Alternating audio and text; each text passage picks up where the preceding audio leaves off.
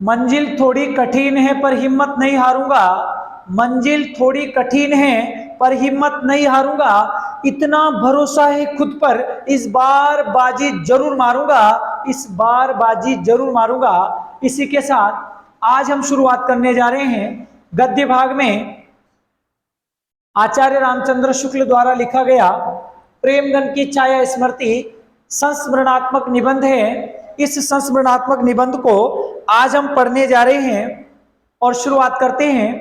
इसे हम 8 पॉइंट में क्लियर करेंगे। कितने पॉइंट में? 8। आपको केवल मेरा साथ देना है। मैं कक्षाएं छोटी छोटी बनाऊंगा ताकि आपको देखने में समस्या ना हो, क्योंकि क्या होता है कक्षा बड़ी होती है तो बहुत सारे इंटरेस्ट नहीं लेते, आधी कक्षा को छोड़ देते हैं। मैं तो 15-15 मिनट के समथिंग, इससे ज्यादा कक्षा नहीं खींचेंगे ताकि उसे सही से पढ़ाया जा सके, सही से समझाया जा सके। आज हमारा पहला टॉपिक शुरू करते हैं। पहला टॉपिक रहेगा, 8 टॉपिक है, 8 में से हम पहला रह गया लेखक के पिता की विशेषताएं। पहला टॉपिक रहेगा लेखक के पिता की विशेषताएं। ध्यान से समझिएगा।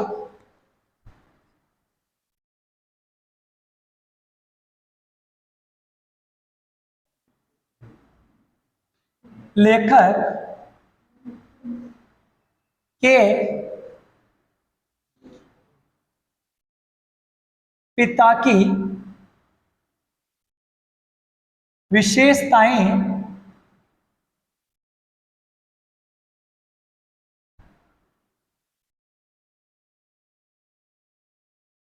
अब ये पहला टॉपिक है,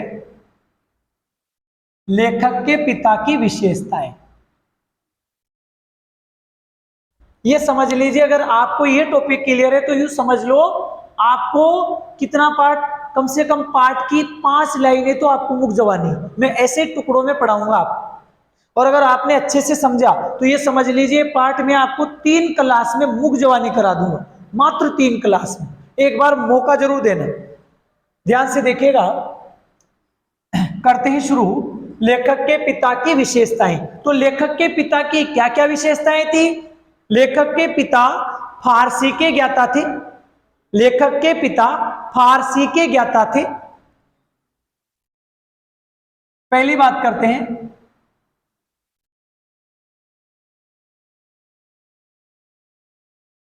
लेखक के पिताजी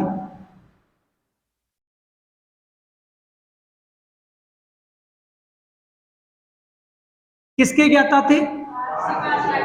शाबाश, फारसी भाषा के ज्ञाता थे।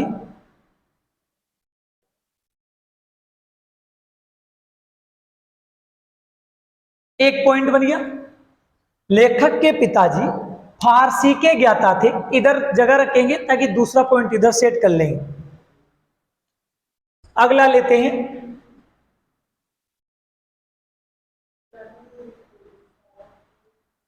पुरानी हिंदी कविता में क्या होता था?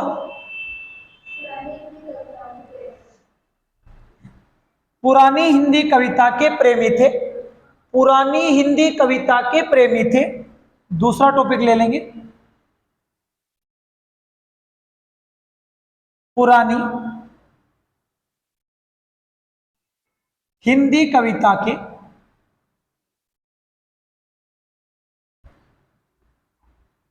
पुरानी हिंदी कविता के प्रेमी थे।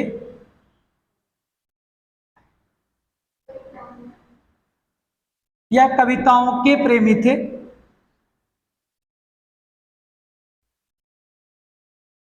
पुरानी हिंदी कविताओं के प्रेमी थे। आगे बढ़ते हैं, अगली बात देखते हैं। उन्हें फारसी की उक्तियों को हिंदी की उक्तियों में मिलाने में बड़ा क्या आता था? कैसे पाठ याद हो रहा है? मुख जवानी। देखिएगा ध्यान से। उन्हें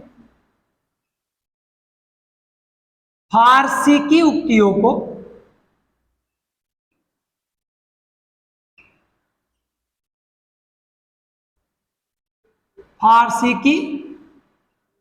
फारसी कविता की उक्तियों को, ठीक है, तो यहां थोड़ा सा इसको कवियों कर देंगे। फारसी कवियों की उक्तियों को, उन्हें फारसी कवियों की उक्तियों को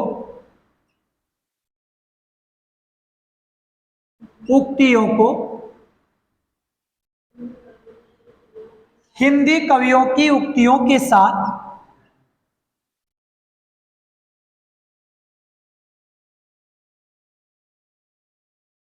हिंदी कवियों की उक्तियों के साथ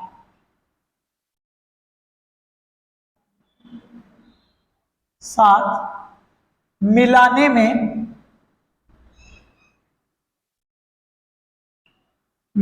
में बड़ा आनंद आता था।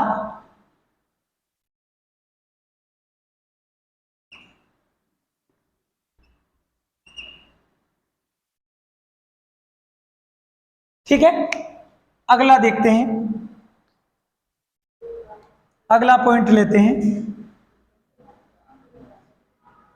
वे रात को घर के सभी लोगों को इकट्ठा करके, आपको बोलने में थोड़ी शर्म आती, वे रात को घर के सभी लोगों को इकट्ठा करके रामचरितमानस व रामचंद्रिका का पाठ करते थे।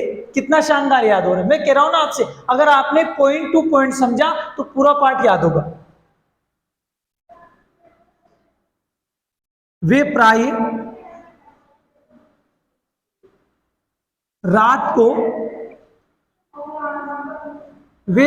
रात को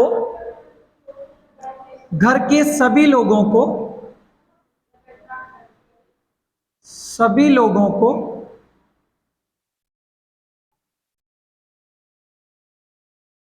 इकट्ठा करके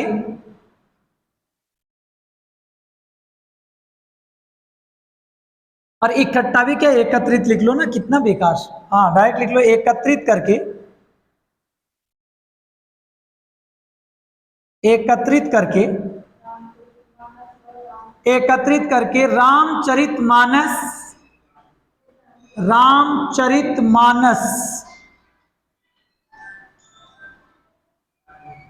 रामचरितमानस व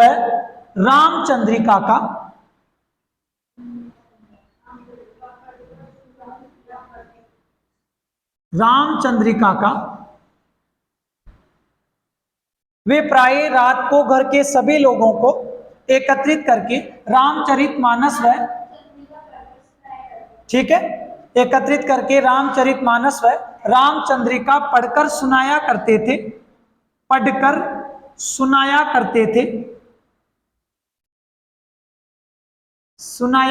थे। अगला देखते हैं।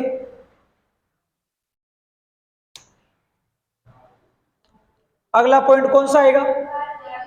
भारतेंदु जी के नाटक उन्हें बहुत प्रिय थे। भारतेंदु जी के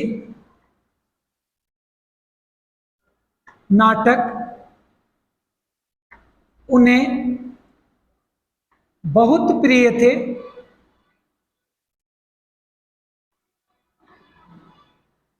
भारतेंदु जी के नाटक उन्हें बहुत प्रिय थे। अब हमने इसमें तो लेखक के पिता की सारी विशेषताएं पढ़ ली कि लेखक के पिताजी फारसी के ज्ञाता थे, पुरानी हिंदी कविताओं के प्रेमी थे। उन्हें फारसी कवियों की उक्तियों को हिंदी कवियों की उक्तियों के साथ मिलाने में, यहां थोड़ी सी मिस्टेक है, इसको कर देना, मिलाने में बड़ा आनंद आता था। वे प्राय रात को घर के सभी लोगों को एकत्रित करके रामचरितमानस व रामचंद्रिका पढ़कर सुनाया करते थे। अगला लेंगे, भारतेंदु जी के नाटक उन्हें बहुत प्रिय थे।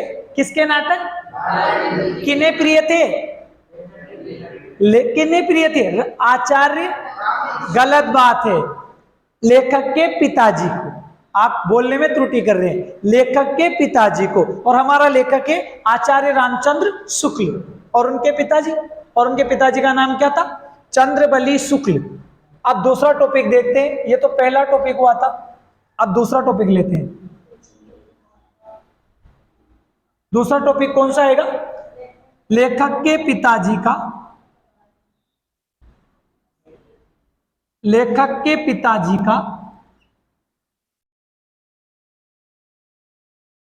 तबादला,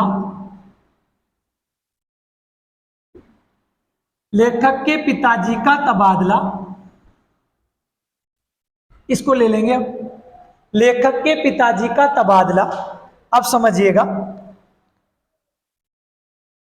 जब लेखक के पिताजी का तबादला हुआ तब लेखक की उम्र 8 साल थी।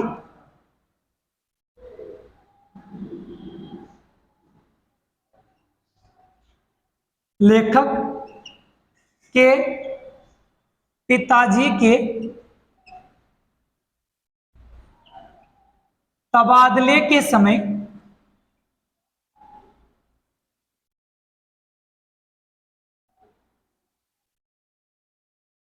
लेखक की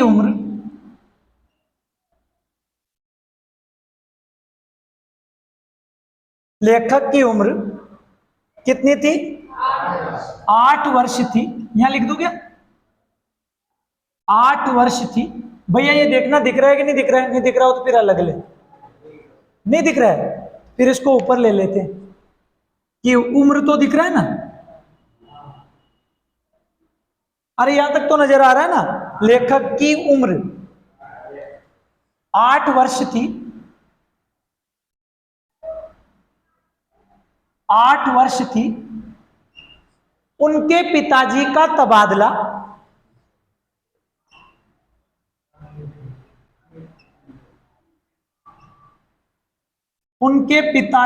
तबादला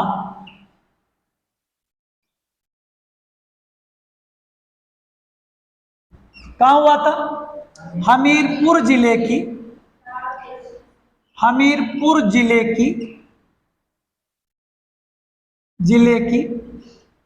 राठ तहसील से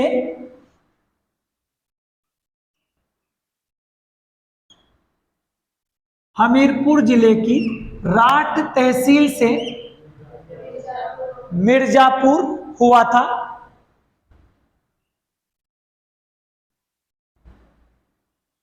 मिर्जापुर हुआ था।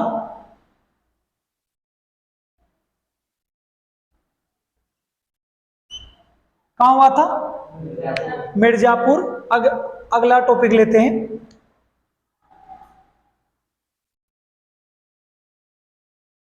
अब क्या आएगा?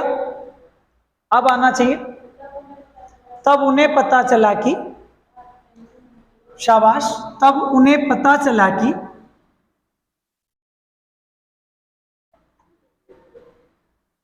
चला कि भारतेंदु मंडली के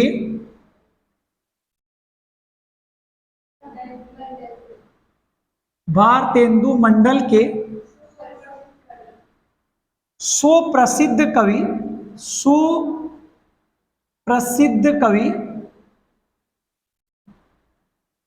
भारतेंदु मंडल के सुप्रसिद्ध कवि उपाध्याय बद्री नारायण चौधरी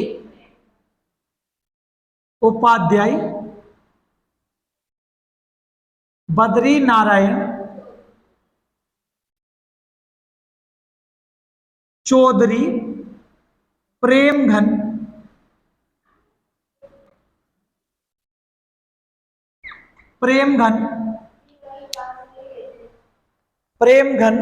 भी वहीं पास में ही रहते थे।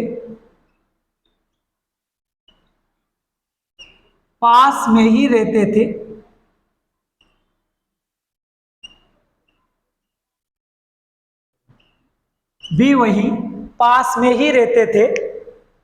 ठीक है, अब देखिए, करते हैं शुरू। हमने 2 टॉपिक क्लियर करे, इसमें एक और दे रहा है तो एक और कर लेते हैं। कितने हो गए? 1 2, तीसरा और कर लेते। उस समय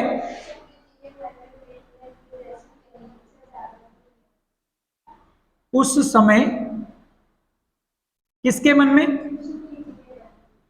उस समय शुक्ल जी के मन में,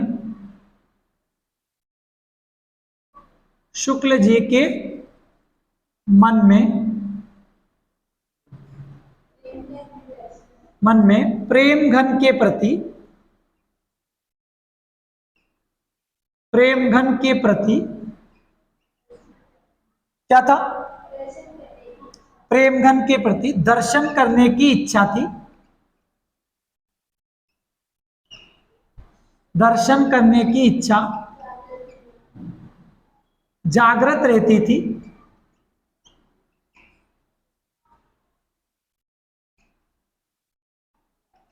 ठीक है, हम ये टॉपिक छोड़ देते तो प्रॉब्लम हो जाती। तो 3 टॉपिक है इसमें। अब समझिएगा, हमने 2 टॉपिक के माध्यम से कम 15 लाइनें कवर की, कम से कम। समझिएगा कैसे। पहला टॉपिक है हमारा लेखक के पिता की विशेषता।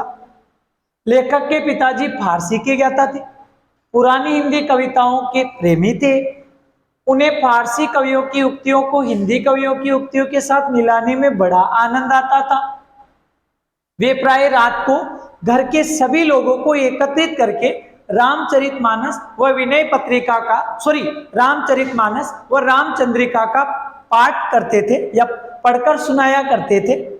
दूसरा टॉपिक पढ़ा, लेखक के पिताजी का तबादला। लेखक के पिताजी के तबादले के समय लेखक की उम्र 8 वर्ष थी। उनके पिताजी का तबादला हमीरपुर जिले की राठ तहसील से, हमीरपुर जिले की राठ तहसील से कहां हुआ था? मिर्जापुर हुआ था। तब उन्हें पता चला भारतेंदु मंडल के सुप्रसिद्ध कवि उपाध्याय बद्री नारायण चौधरी भी वही पास में ही रहते हैं। उस समय शुक्ल जी के मन में प्रेमगन के प्रति कैसी दर्शन करने की इच्छा जागृत रहती थी। आचार्य रामचंद्र शुक्ल उनके दर्शन करना चाहते थे। ठीक है, तो हमने 2 टॉपिक क्लियर किए, मात्र 2। इस कक्षा में केवल 2 टॉपिक के माध्यम से कम 15 लाइनों को क्लियर किया। आप इस कक्षा को एक बार समझने आए तो कम से कम 2 बार समझें। क्यों? क्योंकि अगर आप इसे अच्छे से समझेंगे तो आपके सारे टॉपिक क्लियर हो जाएंगे। आपको पाठ रखने की कोई आवश्यकता नहीं है, केवल समझने की आवश्यकता है। तो धन्यवाद। हम इस कक्षा में समय ज्यादा नहीं खींचेंगे, कक्षा को यही विराम देते हैं। मिलते हैं अगली कक्षा में।